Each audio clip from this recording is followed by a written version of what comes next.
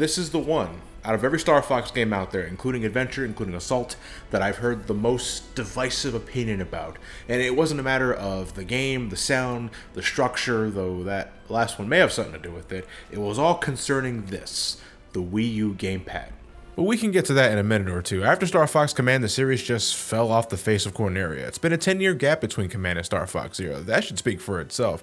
Honestly, I think they just had no idea what to do with Fox and his crew, and to fans of certain franchises, that sounds awfully familiar, I bet. I think we got to a point where people were recognizing Fox and Falco more from the Smash Brothers series than, Star Fox. But then around 2014, Star Fox slowly but surely started getting back into things, and you know what we have to thank for that? Bayonetta 2. It was an Easter egg I deliberately didn't mention in my original review because I thought it was so cool I didn't want to spoil it for those interested in the game. The start of Chapter 16 had you control a jet on your way to the final area of the game. You dodged shit, shot the inferno out of things, and screamed at Baldur because his large slash attack kinda sucked. However, if you began the mission with the Star Fox costume equipped, the jet would instead be a fully functional R-Wing. It had the charge shot, barrel roll, Nova bombs. It was a sweet ass Easter egg that I'm sure Star Fox fans got huge enjoyment from. And it was in part thanks to this Easter egg that Star Fox was back on Nintendo's minds, and within time, Platinum Games was approached by Nintendo to make a new Star Fox game. And who better than them, right? I'm a big Platinum Games fan, as I stated before. So far, when it comes to games, they know how to make something large, in charge, and explode in your face. And you can get that just by watching the opening demo of Star Fox Zero. It seemed Nintendo had a lot of faith in this one. I remember the sheer amount of dedication it got during Nintendo Direct. So look at this cute puppet show. There was even a 15-minute animated short acting as a prologue to the game. I love this cartoon. I wouldn't mind an animated series set up like this. Get Star Fox suiting up for the upcoming adventure, trading insults and jokes with his fellow crewmates, and it's only a matter of time before the Call of Duty arrives, and soon they head out to protect the Lilat system from Andross' impeding army. And that's another thing. Star Fox Zero is another goddamn reboot. Andross is back as the main villain, as the scientist turned mad, and he's threatening the inhabitants of Corneria along with everything else in the Lilat system. The original crew is back in action, Crystal's nowhere to be seen, and Star Wolf is back as Star Fox's fierce rival pilots. Now, I don't know how the fuck they were supposed to continue after Command and its plots, so I can understand why they felt the need to reboot, but I also don't think it would have hurt the franchise if they continued on with the previous continuity. There was barely any there in the first place, like I said before. Just continue on after Assault and completely ignore Command. It's as simple as that, I think.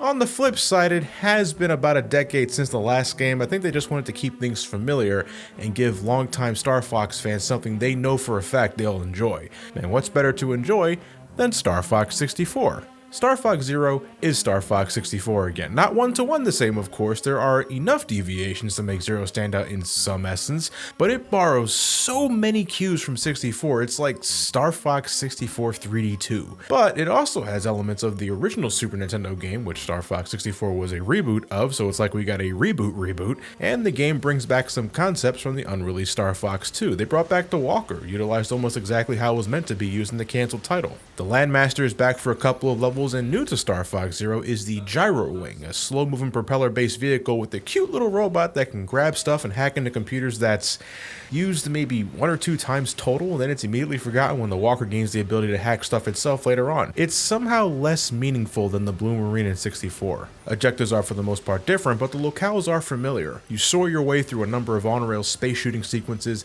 you take on a horde of bad guys in all range mode, and transform into a Walker on a couple of occasions to deal with the enemy threat from the inside. A regular playthrough takes about 2 to 3 hours, pretty much the standard for Star Fox, so I'm cool with that. And I think the level of replayability is about the same as Star Fox 64. There's gold medals you can collect in every stage for achieving certain objectives, and more than a handful of secret stages and boss fights you can discover when you continue on and unlock different features for your R-Wing. You can freely select any stage you've completed without having to start a new game, so it's immediately available with no in-between fluff, though some secret missions have rather awkward unlocking requirements. Like to get to a different mission in, say, Area 3, you have to beat this hidden boss in Corneria first, and then you have to do that again if you want another mission objective in another world, and then you have to do this hidden Great Fox mission twice to fight this thing, which I found by complete happenstance. I mean, that's what a secret's supposed to be, I guess, but it just still feels a little out of the way for one. There's special rewards for getting enough gold medals, but owners of the Fox and Falco amiibo can relish in those instantly. You can get the retro R-Wing straight from the SNES game that can't lock on but has a bigger blast radius to make up for it.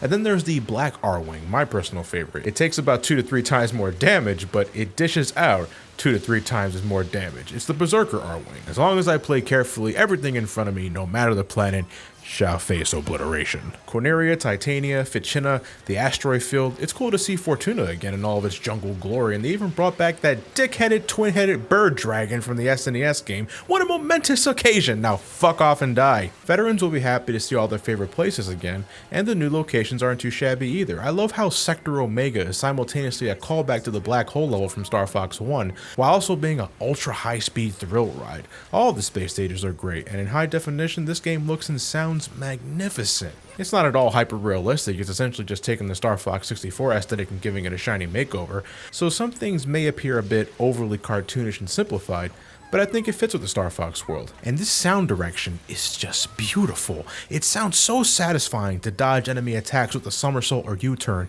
and to shoot enemies down, whether with a charge shot or with a well-placed smart bomb. It's fucking fantastic, and I admire the attempt of keeping things at a constant 60 frames per second, but sometimes the action gets a little too intense and things noticeably chug. In some way, it makes the ongoing fight super climatic, I guess, but it also makes the control feel sluggish at times. And I guess it's finally time to get into that. Now, all that mumbo-jumbo that I just went into detail with, that's all there for you to enjoy if you pick this game up, and assuming you're able to fully accept and grasp the biggest factor of Star Fox Zero, and that's the motion control. Star Fox Zero utilizes the Wii U gamepad, and damn does it utilize the Wii U gamepad. I was worried about that, not gonna lie, because I thought Star Fox Zero was gonna use the gyroscope like how Star Fox 64 3D clumsily did, where the gyro didn't just control your aiming reticle, but also your whole fucking ship. Thank God, that's not entirely the case here. The control stick is used to move the ship. I don't like how the right stick is used to tilt the vehicle, or how you have to double tap a direction to barrel roll. There are perfectly good shoulder buttons for that, but they don't do that here. And I actually don't mind pressing down on the right stick to shoot out a smart bomb. I was surprised how quickly I got used to that. For the somersault and U-turn, they emphasize how you can tilt both the left and right sticks together to perform the maneuvers, but that shit is downright clumsy. Now, tilting the right stick up or down to boost or brake respectively, that's fine, I can do that, but this, no, fuck no. But thankfully there's dedicated face buttons for both moves, which only makes me ponder why the tilt function wasn't given dedicated buttons either. You can somewhat influence your target reticle when you shift around the stage, and the lock-on charge shot can make up for the lack of accuracy, but the real means of aiming your shots in this title is the gamepad's gyroscope, and you have 2 viewpoints to get a good shot. On the TV, you see your R-Wing at all times, like classic Star Fox has always done at this point, but on the gamepad, you have a cockpit view, like in the SNES game. This game heavily recommends that you use the cockpit view for precise aiming, and that's good and all, but the cockpit view is only viewable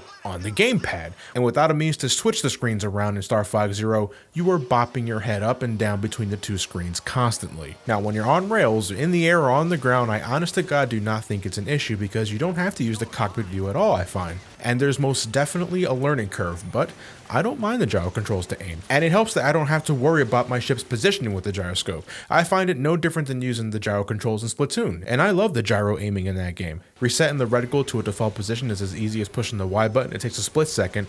I admire the kind of accuracy I can get with it, but I'll say again, it really helps that there's a lock-on homing shot because that covers up whatever fallacies this kind of system comes with.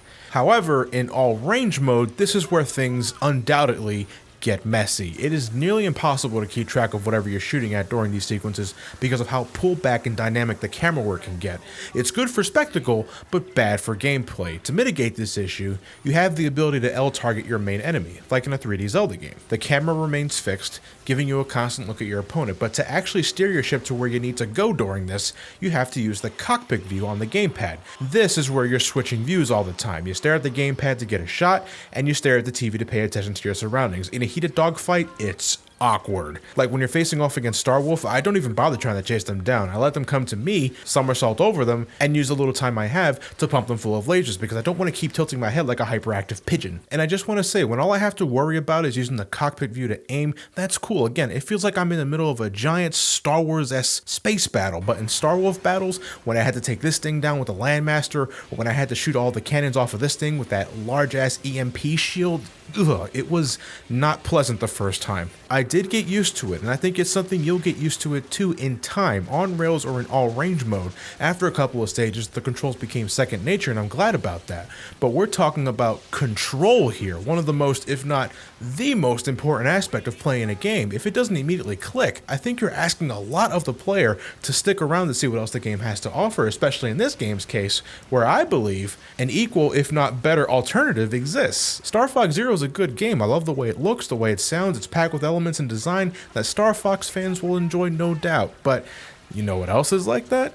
Star Fox 64, which sports a more traditional control scheme that'll most likely be easier to swallow for the unsure player. It has almost everything Star Fox Zero exemplifies, and assuming you're not hunting for the 3DS version, it's about $40 cheaper too. And just to repeat, the two games are not one-to-one the same, but they're so similar of what they do that if it's not a matter of controls, it's a matter of economics. And I think for those curious about Star Fox Zero, you're paying additional money for better graphics, sound, and production values, which are perfectly viable reasons to invest in, but if you're looking for something refreshing gameplay-wise, if you played the hell out of Star Fox 64, I don't think you'll get the most bang for your buck with Star Fox Zero at its current price. It's still $50 digitally, it's how I bought it, so I'd look for a cheap physical copy if you can find it, which seems to hover around the $30 to $40 mark. I mean, those also come with Star Fox Guard, and they're all bundled with the physical copies of the game. I'll be frank, didn't spend much time on this because it's tower defense and nothing but. And there's nothing wrong with tower defense. I just like my console games to have a little more substance. I guess that's one way of putting it. You defend your mining facility from these unrelenting but oh so adorable robots by shooting them the hell and back with your heavily armed video cameras. Shit, if only I was this equipped in a Five Nights at Freddy's game. But I mean, it's tower defense. You switch between your camera feeds to check every corner of the base and deal with the threat appropriately. If they manage to get to the center, the game's over, and as the game goes on, the robots start finding new ways to fuck with your camera feed. You play about an hour of it and you've seen the entire game. It's a genre more suited for the handheld market, I think, not something I'm prepared to spend hours of my time sitting on the couch for. It's like around 10 to 15 bucks online, so digitally you're paying $60 altogether for both Star Fox Zero and Star Fox Guard. So again, look for the physical copies of this. But I can't say for certain what the future of Star Fox holds. It's a shame. I can see the amount of hope they had for Zero. They went above and beyond in marketing. They made that little cartoon to get people excited for it. It was the return of a franchise long thought dead since the mid-2000s. But from what I've seen, Star Fox Zero didn't sell very well. It sold miserably in Japan. And while North America and Europe fared better, numbers were still low because it was released on a console that, let's not kid ourselves, is pretty much dead and has been on the decline for a couple of years now. At the risk of dating this video immediately, where in God's name is that NX reveal? And you see, if I bring mention to it, then I'm sure it will happen within the next few days. At least I fucking hope so. Now, to the newbie who has yet to play a Star Fox title, could I suggest starting with Star Fox Zero? I would say, yeah, you totally can. I mean, you either start with the Star Fox 64 with regular controls or the Star Fox 64 with motion controls. It's your choice. Just make sure you get this at a reduced price because I think it's worth just as much as the N64 title, which goes for around 10 bucks nowadays, not full retail value. The Star Fox series are Nintendo classics, even if the later years were sort of off the rocker. The end-all be-all title for me is undoubtedly Star Fox 64, so out of all of those, play that one first. I think trying out and enjoying everything else hinges on whether you're willing to see how the universe extends beyond 64 or not, if you happen to love what you played there. Except Star Fox Adventures, because besides having Star Fox in the title, it really has nothing to do with anything, and it isn't a Star Fox game. And I can't recommend the original on the SNES today because of how dated it is functionally, and besides nostalgia, there's just really no reason to go back to it. They're not the deepest games out there, but since day one, they were never trying to be, much to the detriment of this game. I'm sorry. I'm trying really hard not to come off as an ass with this one. If you enjoy soaring through the great beyond by sea, by land, or by air, or by space, Star Fox are your pilots. So give it a try one day and let me know what you think in the comments or on my Twitter page. So what now? I've snuck past the Metal Gear series, ripped my heart out by the end of the Mother series, and I'm finally back from my vacation on the Lilat system. That last one made me feel a bit nostalgic. I like that feeling. But what else have I tackled before that can elicit that sort of response, I wonder?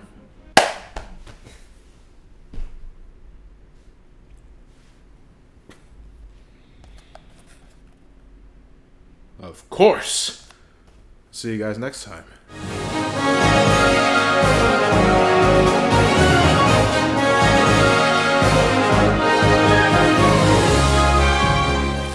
Fuck! Fuck!